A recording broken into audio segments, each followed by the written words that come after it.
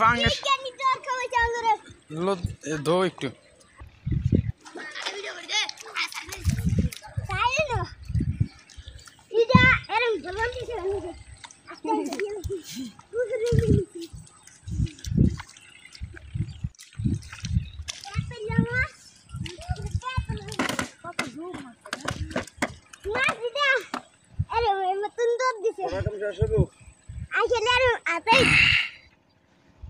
দেখতে পাচ্ছেন আপনারা বালতিতে অনেকগুলো মাছ।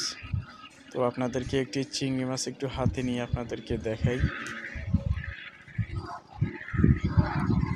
দেখতে পাচ্ছেন আপনারা চিংড়ি মাছের সঙ্গে গড়া জালে আরও অনেক ধরনের মাছই ধরা পড়ছে, পাঙ্গাস মাছ, তারপরে বিভিন্ন ধরনের মাছ।